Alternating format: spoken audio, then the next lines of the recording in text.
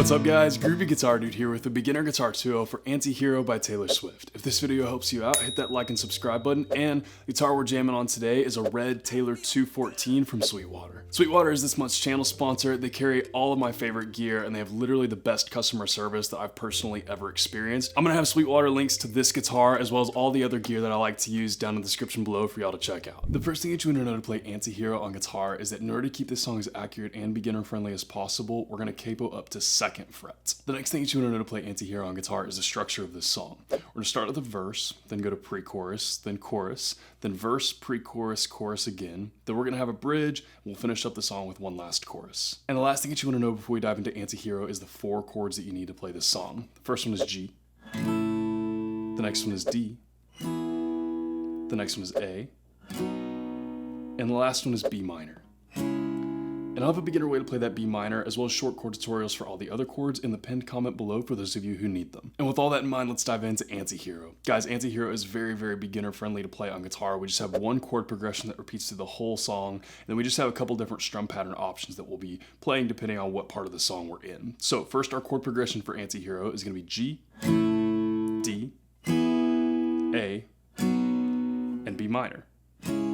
Repeated through the whole entire song, start to finish. So nothing too crazy there. Like I said, that B minor, I know some beginners out there might have some trouble with that. I will have a beginner way to play that in the pinned comment if you need it. The only thing that's going to really change is what we're doing for strum pattern depending on what part of the song we're playing. So this is one of those songs that does not have a whole lot of guitar in it. There's some light acoustic guitar in the background at certain parts of the song, but mostly this is very up to interpretation. So these are the strum patterns that I thought fit really, really well and would sound great if you're doing like an acoustic cover of this song. So first, let's take a look at the strum pattern that we're going to be using for our verses. We'll use our G chord as an example here. The one I liked for this is basically just a down, up strum pattern, palm muted, to kind of mimic that kind of pulsating sound that you hear in the background of the verses. So what I'm doing is for each chord playing down, up twice, palm muted for each one of those chords. If you don't know what palm muting is, basically we're just taking this part of our strumming hand here, and when we do our strum, we're going to kind of rest that on the strings near the bridge, and it'll kind of give that muted, muffled, again, pulsating sound that kind of happens in the background of the verses in this song. So a little kind of run through of what that'll actually look like is about like this. We'll go down, up, down, up, down, up, down, up, down, up, down, up, down, up, down, up, down, up, down, up, down, up, down, up, down, up, down, up, down, up, down, up. Just about like that repeated through our verses, and that'll match up really well again with that kind of pulsating sound you hear in the verses in Anti-Hero. Now that's our first strum pattern option that we'll be using for our verses. Next strum pattern option we'll be looking at is what we're using for our choruses. For our choruses, we kind of want it to become big and bold and open, kind of like it actually is in the song. So what I thought fit really well for that is kind of an alternating strum pattern. So you'll notice that some of those chords have stars next to them and some don't. The G does not, the D does, the A does not, and the B minor does have a star next to it. So basically what we're going to be doing is a strum pattern for our non-starred chords and then a different strum pattern for our starred chords, and that's called an alternating strum pattern. So for our non-starred chords, starting with our G chord here, we're just going to have 2 big down strums. We're going to go down, down. And then we go to our first starred chord, which is the D. For that one, we're going to go up, down, down, down, up. Then onto our next chord, A. That's a non-starred chord. We'll go down, down. And then we go to B minor, starred chord, up, down, down, down, up. When you put all that together, it kind of looks like this. Down, down, up, down, down, down, up, down, down, up, down, down, up. Just about like that, and you can play that repeated through your choruses. It'll sound great and big and bold and just match up perfectly with the song. So the last strum pattern I want to share with you guys is what we can do for the bridge, and that part is just a really, really simple part because almost all of the instruments drop out there and it goes to mostly Taylor's vocals. Again, some very soft acoustic guitar in the background, but it's very, very subtle. So what I thought fit this part really, really well is just doing a single down strum for each chord, kind of like this. Down, down, down, down.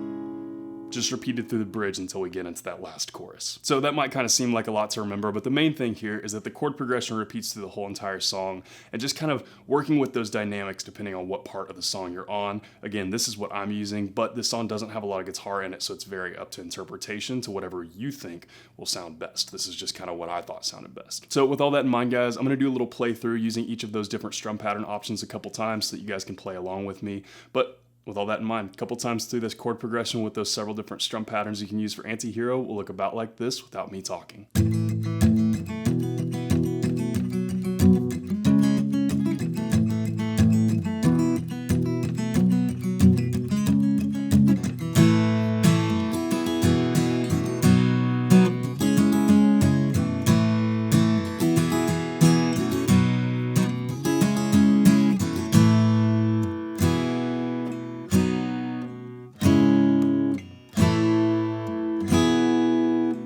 And guys, that's everything that you need to know to play Anti-Hero on guitar. As always, if you have any questions, you can hit me up in the comments down below. I'm usually pretty quick getting back to those. And again, if this video helped you out, hit that subscribe button.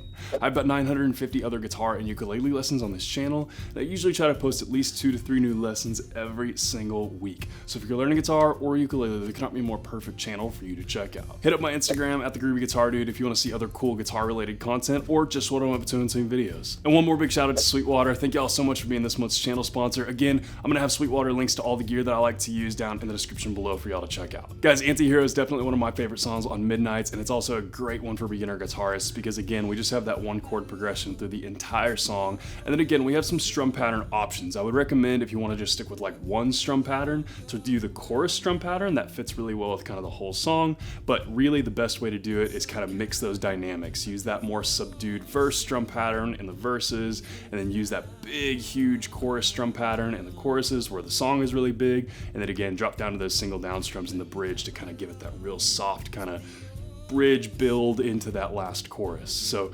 totally up to you guys. Again, this song does not have a lot of like really outright upfront guitar in it, so that's one cool thing about it, is it's kind of up to interpretation. And yeah, this is my interpretation of it that I thought sounded really nice. So anyways guys, I had a lot of fun learning Anti-Hero. I hope you guys have a lot of fun learning Anti-Hero as well. I hope you have a wonderful day. I'll see y'all soon.